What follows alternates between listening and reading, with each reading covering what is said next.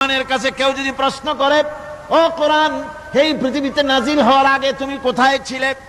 কেউ যদি প্রশ্ন করে, কোরআনে কারীম নিজে নিজের পরিচয় শোনায়, আমি কোথায় ছিলাম শোনো।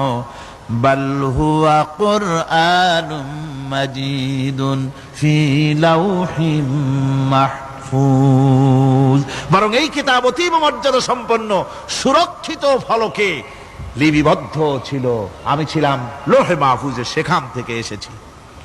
যদি কেউ প্রশ্ন করে, কোরআন কি কোরআন, তুমি কার উপরে অবতীর্ণ হয়েছ?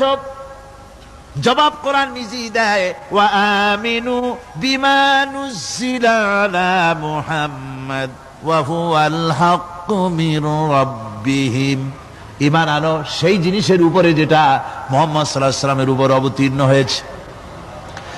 আবার অন্য আয়াতেও জবাব পাওয়া যায়, তাবারাকাল্লাযী নাযালাল ফুরকানা আলা আবদিহি লিয়াকুনা লিল আলামিনা নাযীরা। অতীব বরকতপূর্ণ মহান সত্তা সেই আল্লাহ রাব্বুল আলামিন, যিনি তার বান্দার পরে ফুরকান অবতীর্ণ করেছেন। সুবহানাল্লাহি ওয়া বিহামদিহি। কোরআনের নাম আমি বলেছিলাম শুধু কোরআন নয়, অনেক নাম আছে। কোরআনের আরেক নাম ফুরকান। কোরআনের আরেক নাম কি? আল ফারকু বাইনাল হক্কি ওয়াল বাতিল।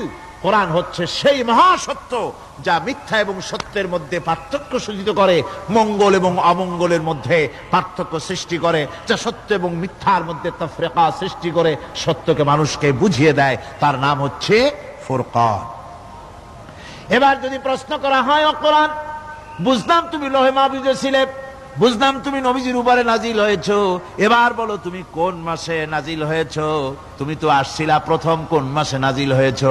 এ প্রশ্ন যদি কেউ করে, কোরআন তার জবাবে বলবে, শাহরু রমাদানাল্লাযী উনজিলা ফীহিল কুরআন, রমজানের পবিত্র মাসে আমি অবতীর্ণ হয়েছি। সুবহানাল্লাহ।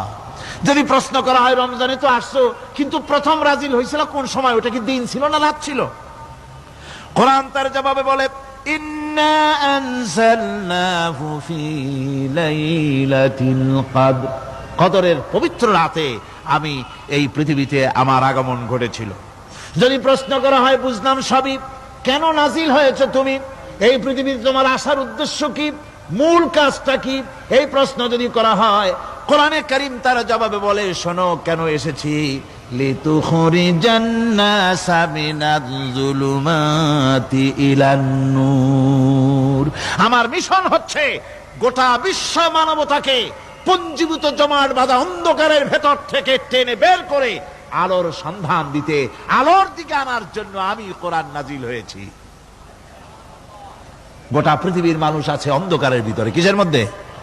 অন্ধকার কি? অন্ধকার হচ্ছে পুঁজিবাদ, অন্ধকার সমাজতন্ত্র, অন্ধকার ধর্ম নিরপেক্ষতাবাদ, অন্ধকার জাতীয়তাবাদ। মানুষের তৈরি করা যত মতবাদ সব কি? জোরে কোন, সবগুলি কি? অন্ধকার। এই অন্ধকারের ভেতর থেকে মানুষগুলিকে টেনে আনবে কোরআন কিসের দিকে? আলোর দিকে। এবার যদি প্রশ্ন করা হয়, বুঝলাম তুমি অন্ধকার থেকে আলোর দিকে নিয়ে আসবে, আলোর দিকে আসলে পরে ফায়দাটা কি হবে? মূল ফায়দাটা বুঝায় দাও, আসল ফায়দা কি হবে তোমারে যদি মানি? কোরআন তার জবাব দেয়, নিজের পরিচয় নিজে তুলে ধরে, ফামান তাবিআ হুদায়া ফালা খাউফুন আলাইহিম ওয়ালা হুম ইয়াহজানুন। এই কোরআনকে যদি মেনে চলো, এই কোরআনের আইন যদি মানো, সমাজে মানো, ব্যক্তিতে মানো, পরিবারে মানে, রাষ্ট্রে মানো, জীবনের সব ক্ষেত্রে সমস্ত জায়গায় যদি এই কোরআনকে মেনে চলো, ফালা খাউফুন আলাইহিম, তাহলে তোমাদের কোনো ভয় থাকবে না, ওয়ালা হুম ইয়াহজানুন, কোনো চিন্তাও থাকবে না। কিসের ভয় থাকবে না? কোরআনের আইন মেনে যদি চলো সমাজে ও রাষ্ট্রে, চুরির ভয়, ডাকাতির ভয়, জিনার ভয়, হত্যার ভয়, সন্ত্রাসের ভয়, কোনো ভয় থাকবে না।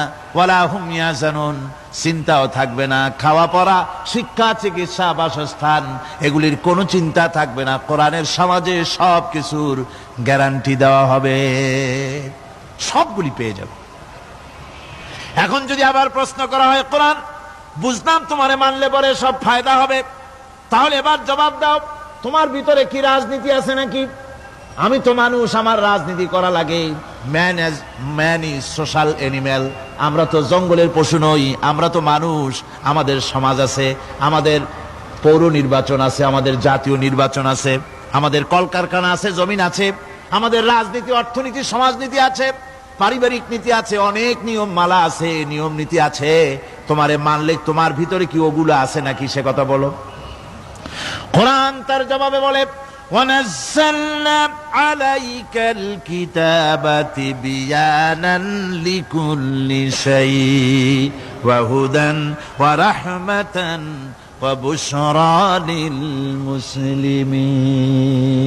কোরআন জবাবে বলে, শুনে রাখো, শুধু অর্থনীতি সমাজনীতি নয়, শুধু রাজনীতি আর শিক্ষানীতি যুদ্ধনীতি নয়, তোমার জীবনে যা কিছু দরকার, ইহকালে যা কিছু দরকার, পরকালে সব কথাগুলি আল্লাহ রব্বুল আলামিন আমি কোরআনের সিনার ভিতরে খুলে খুলে বর্ণনা করে দিয়েছেন।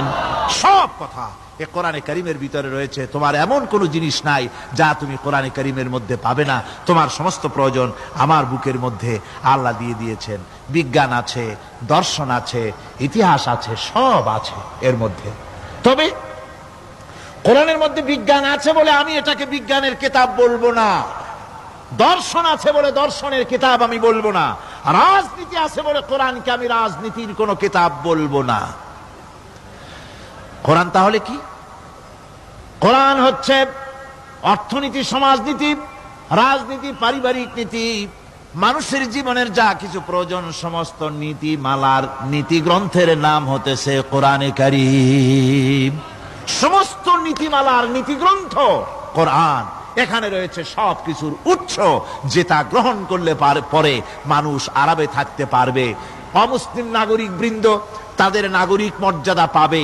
মুসলমান, কৃষক, নারী, চিকিৎসা, কৃষিবিদ, সাধারণ মানুষ, রং, বর্ণ, ভাষা নির্বিশেষে গোটা মানব সভ্যতা আরামে বাস করতে পারবে। পশু পাখিও আরামে থাকবে, গাছপালাও আরামে থাকবে, যেহেতু নির্দেশ হয়েছে বিনা প্রয়োজনে গাছের পাতাটিও ছিঁড়ো না।